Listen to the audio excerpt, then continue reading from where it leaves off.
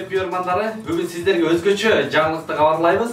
Bir adamdan bir kitap dolboru buga чейин окуучулар, студенттер, жаштар, жалпы китеп күйөрмандардын арасында китеп окуу конкурстарын өткөрүп келген болсо, бүгүн Назарбековдордун үй бүлөсүндө үлгүлүү аталышындагы китеп окуу конкурсу болуп жатат. Анда эмесе, ошол конкурстун жүрүшүнө күбө болобуз.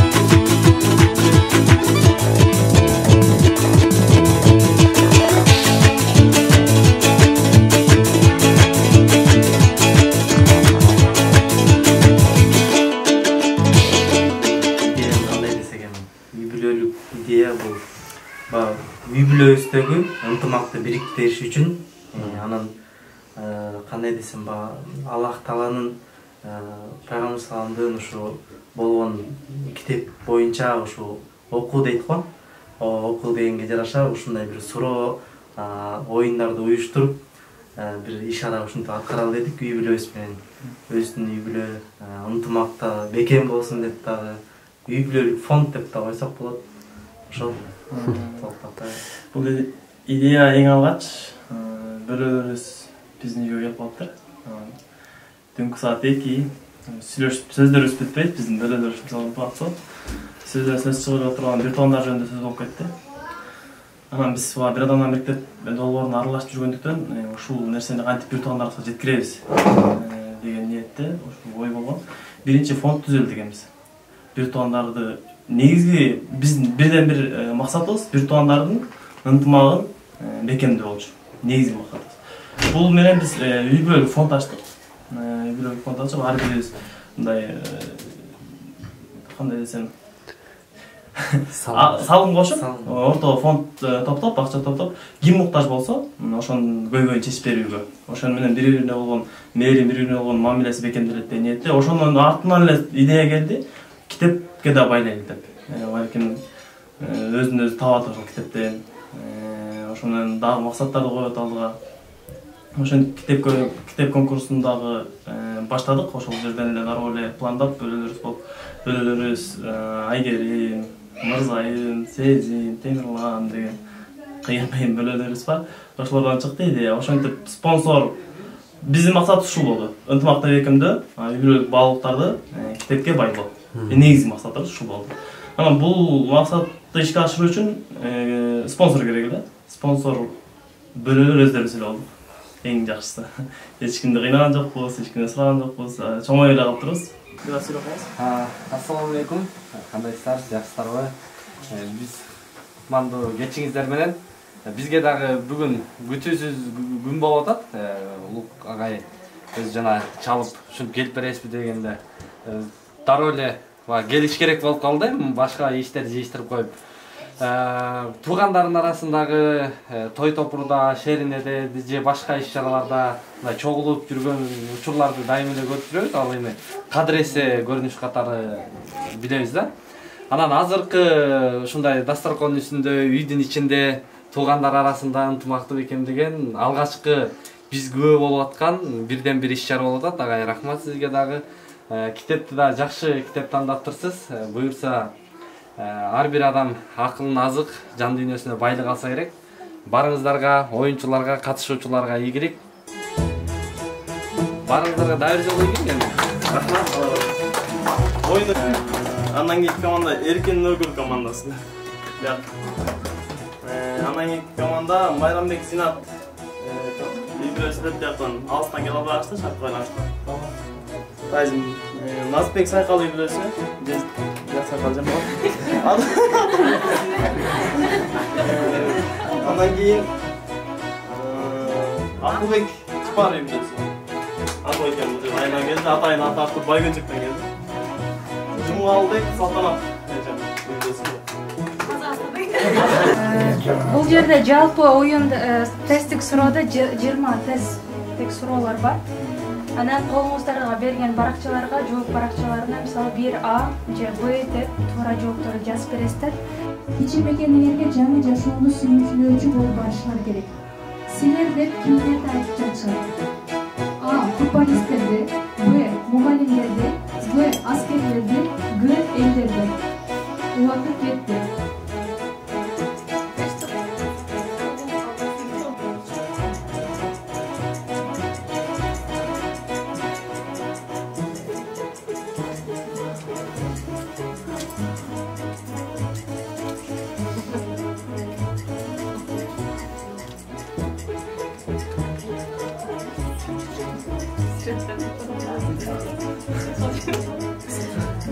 Ар бир иште өз жайында аткаруу шарт.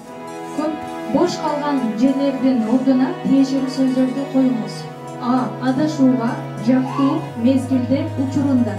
Б. Жеңилүүгө, максаттуу ой.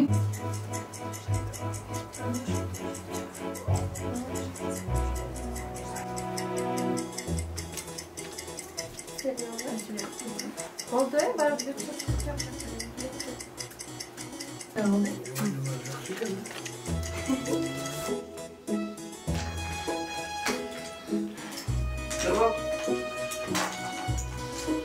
Бийиктикке жеткирүү. Мамлекетибизде жашаган бардык адамдардын бейпил жашоосу үчүн колдон келген бүт аракеттерди аткаруу. Эмне себептен бут менен топту бийиктегүү эмес деп баса белгилеп айтты. А. Топту жаман көргөндүгү үчүн.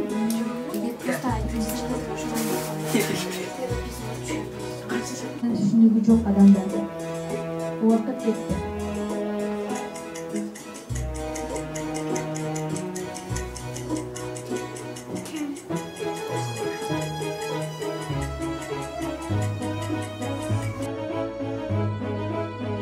Asıl dinge ишенбегендер деле Макдональддын китебин көңүл коюп окушчу.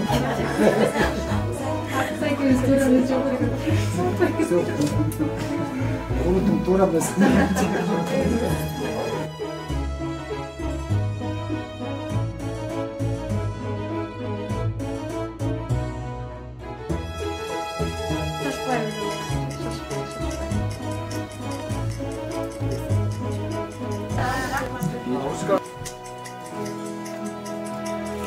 Максатында уюштурулган үлгүлүү үй-бүлө долбоорунун алкагына китеп жарышында активдүү катышкандыгы үчүн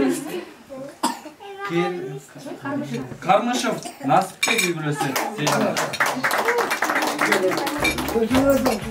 дагы ушундай эле текст менен активдүү катышкандыгы үчүн Назарбеков Акылбек үй-бүлөсү сыйланат. Чоң келиңиздер.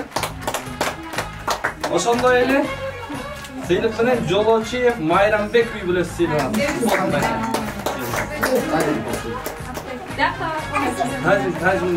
Тазимге тапшырып коеюн. Чоң отуруп жүрүп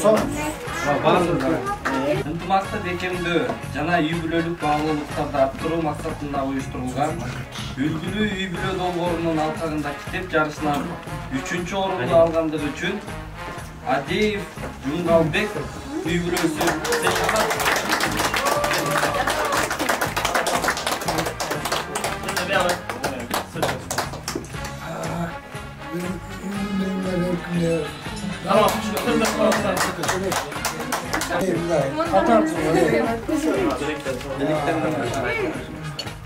Эркин үй-бүлөсү сыйланат.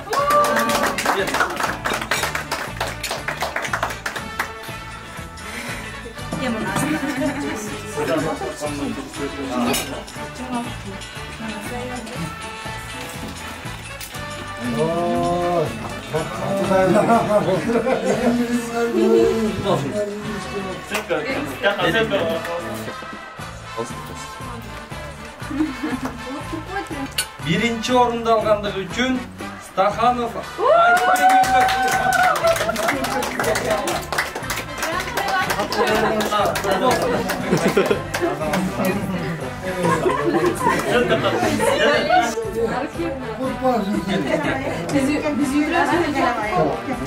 Allah'ım şu bugünkü şu kitap okuu boyunca konkursunda жарышты биздин şu kızlarыбыз, балдарыбыз bir ay murda şunu başladı öyle. Anan gelişip ар bir үй-бүлөдөн ушундай эмгилатабыз, атабыз, апабыз болуп, сиздер аксакал болуп баштап бериңиздер деп ушундай сунуш керек болду. Анан бизге bir эме болду. Өзгөчө bir эме болду, кубаныч. Жок, жаштар силер баштабайсыңар деп биз айттык. Жок, аксакалдашып сиздерден баштайлы деп калдык. Анан мейли деп анан ошо мен bir ay murda ошондой ар bir үй-бүлөгө экиден китеп таратып берип кеткен. Анан бүгүнкү ошо күндүн убагы ошо бүгүнкү күнгө келип туш келди. Анан кандай мына баардыгыбыз жерде эми толук үй-бүлө болбой да калды. Бирок баардыгы ушул китепке дайындыгы дайынданыштыр жакшы дайынданып ошол жерде биринчи, экинчи, үчүнчү орундарга ээ болду. Берден мен ойлогом каалап каалаганым ушу алыстан келген кайным ушул биринчиликти алса экен деп мындай ниет кылып жакшы эле эме алгам. Анан биз эми бу жерде болгондо үйдүн ээсибиз биз арттан болсо деле мейли деген болсо сен Кудайдын насиби экен биз биринчи местаны алып калдык. Экинчи менден кийинки бажам үй бүлөсү алды Эркин менен Нургул. Ошондой жакшы бүгүнкү иш чара башталып ошонун аягы болду. Аны баштап берген ушу балдарым ошого күбө болуп ошолордун калыстык кылып берген сиздерге рахмат. Бул эми башталышы. Буюрса ушинтип баштала берсе, ар бир үйдө ушинтип китеп окулар баштаса, биз деле ушул Фин өлкөсүндө болуп бир өнүккөн мамлекетке жетербиз дейм. Балдар менен отурган үчүн мен көбүрөөк карадым китепти. Анда санда ача калып, тура калып, отура калып дегенде. Эми жумуш жасайсың, ар кандай болот. Анан жолдошум жумушта болгондуктан ал негизи өзү мындай билимге жакшы да, эми память жакшы да. Ошого эми жакшы эле даярданды десем болот. Ал деле ошо бир күндүн ичинде ошол жетишкендикке жетти да. Жакшы мындай көрсөткүчтү көрсөттү деп ойлойм да. Китеп кызыктуу экен? Китеп кызыктуу экен, кызыктуу. Мында кандай таасирин берет экен? Бул Кыргызстанга дагы ушундай туугандар арасында, үй бүлөлөр арасында алгачкылардан болот атат анан. Кандай таасир калтырды экен да? Калтырат экен, жакшы эле. Анткени бир туугандарыңды өздөрү менен өздөрү болгондуктан сагынуу болот да. Бир туугандардачы сагынычың жазылып калат, чериң жазылып калат. Анан ошо китепти окуганда дагы кандай десем, көп нерсени билет экенсиң да, көп нерсени түшүнөт экенсиң. Буга чейин ушундай конкурстарга катышкансызбы? Китеп боюнча балким же мындайбы? Боюнча жок, катышкан эмесмин, биринчи жолу болот да. Алгачкы жолу. Алгачкы жолу. Мындан ары катышасыз да? Мындан ары катышканга чын эле аябай эле бул бизге эме болду да. Мындай кандай десем, шык берди, кой окуйлуу чын эле бизге аябай эле мындай пайдасы тиеткен, жөн эле окат деп жүрө береткенбиз, иштеп жүрө береткенбиз. Анан кандай десем, бүгүн мага кадимкидей мемдин бир жазылды, мындай кадимкидей жеңилдеп калдым да. Аябай жакшы болду. Анан финдер менен кыргыздардын айырмачылыгы экөөнүн окшоштуктары бар экенби мындай? Окшоштуктары эми кандай десем, мындай момун калк жагы окшоштуктары бар экен да. Мындай кандай десем, ошол мындай жумшак мүнөздөрү, ошол акылмандыктары да окшош экен. Баары кыргыздар баары акылман да. Улуу эл, ошондуктан окшоштук жактары да бар экен да. Эң сон болду экен. Чоң ишке ашты, максатына жетти десек болот. Максатына биз мындай нерсени күткөн эмеспиз. Бага Кудай жараткан кабыл алып койсо, өтө берекесин берип коет экен. Ошо бүгүнкү иш-чарага мындай максатына жетиши, биздин ушундай толкундоолордун болушуна, бир адамдан бириктер долбоорунун директору Эрлан Смайыл уулунун да келип катышып берип отурганы аябай чоң кубанычтар тартуулап отурат, дем берип отурат ар бирибизге. Алла разы болсун. Разы болсун. Андан сырткары медиа бир адамдан бириктер долбоорунун медиа жагына жооптуу бек болсун. Бизге Алла разы болсун. Иштериңиздерге ийгилик. Бул иш-чара ниети дагы бир ниети бүткүл кыргыз элине жайылса деп. Деги эле коомго жайылса деген ниетте. Ушундай иш-чараны уюштурдук. Анан бул азыр бул тартылып аткан материалдарды дагы биз жайылтпайт элек. Өзүбүздүн неме шарттарыбызга калтырган болсок, ниетибиз ушул болуп атат, жайылсын деп атабыз. Бүткүл Кыргызстан, бүткүл коомдогу үй бүлөлөр ушундай иш-чараларды көрүп, ушундай самалаттарды көрүп, аң сезими ойгонуп, мекенге, элге, жерге, коомго тийгизген пайдалары арта берсин деген ниетибиз болчу. Анан эме мындай суроо да. Буга чейин мисалы туугандар аралык ортосунда бир шерне, балким той эме нерсе болуп кирген да. Анан ушундай иш башталгандан кийин ал шернелерге балким отуруштарга тыюу салындыбы же кандай нерселер алдыга максат кандай коюлду ошол сыяктуу. Жок, мындай болду да. Биз байкасак, мисалы эс тарткандан бери байкасак, туугандарыбыз жамандыктын бетин аргысын, Башынан эле биз негизи шерне өткөзүп, негизи эле кандай десек, биздин үй бүлө ушундай ынтымактуу да, ушуга шүгүр кылабыз биз. Кандай десек, себептен себеп болуп эле чогулуп эле өзүбүзчө эле иш ара аткарып, мындай бир оюндарды уюштуруп эле ушинтип өзүбүзчө ырдап, үй бүлө бекем болсун деп ушинтип чогулабыз да. Бул нерсе анан аз-аздан болот да дайыма. Акыркы учурларда кандай десек, бир 6 жылга чейин мындай аз-аздан болду да, почти көп чогулбай да калдык. Бирок эми бара алды буйруса, ушинтип бекемдеп чогултуп, ушинтип китеп менен чогултуп турсак деген ой ошо бүгүнкү күндө ошентип жараттык. Биз эс тартканда эле мындай болду да. Туугандарды көрөбүз. Мисалы биз чоң айтып атабыз да. Туугандарды көрөбүз, туугандар биздин туугандар эле эмес, негизи эле жалпы туугандар өз ара үй бүлө болуп кеткенден кийин жамандык менен бетин аргылсын, бирөө ол үйүнө кеткенде чогулат экен. Же бирөө үйлөнгөндө чогулат экен. Же бирөө ушунчалык акчасын коротуп чоң той бергенде чогулат экен. Ушуну байкадык да. Анан мындай нерсеге маани берип чогулса деле болот экен да. Китепке же жөн эле ынтымактуу экендеш үчүн, же жөн эле бири-бирин көрүш үчүн, бири-биринин сагынычын жазыш үчүн, ушул максатта дагы бул иш-чара ачты да, ушул да ниеттер болгон үчүнчү. Жөн эле. Эч кандай той жок, эч кандай жамандык жок, эч кандай акча коротуу да жок. Жөн эле бир тууган менен бир туугандын ортосунда ынтымакты бекемдеп, ошол менен катар маалымат алып, анын үстүнө нур болуп, мамлекетке салынмашу.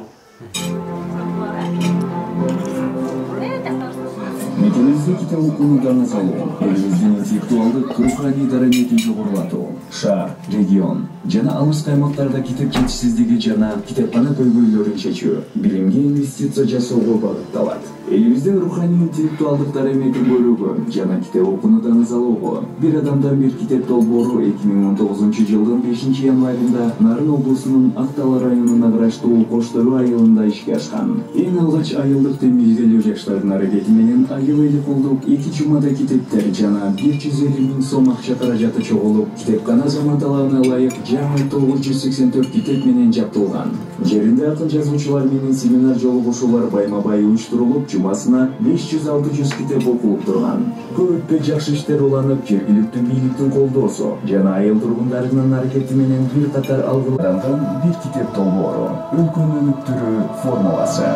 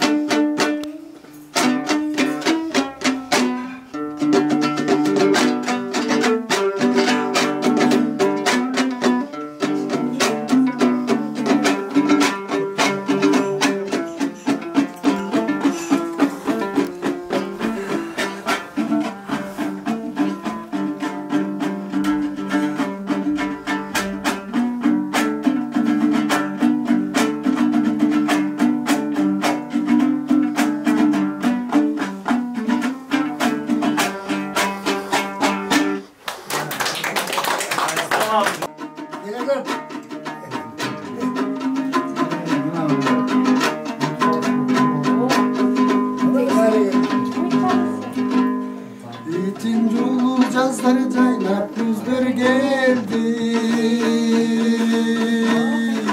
кыргырлардан апакай караңар кетти бир кезде ойноп күлгөн катырыктар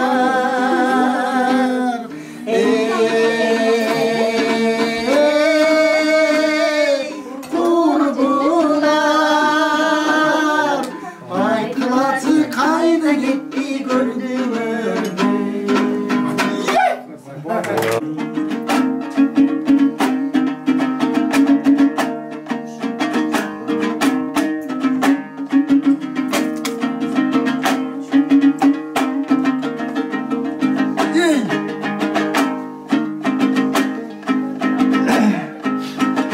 Tala degen yerimden ay men aydalıp bıktım elinden haytayın emi sırrımden ay men at tokudan özüm erindim ey satucu bolup saylanıp ay men çatakan işim aylanıp Haydoşko verip akçanım ay 10 yılgala yettim aylanım Baygın çok degen yerimden ay beni bastırıp çıktın elimden Baştan bir aya haytayım ay beni basudan özüm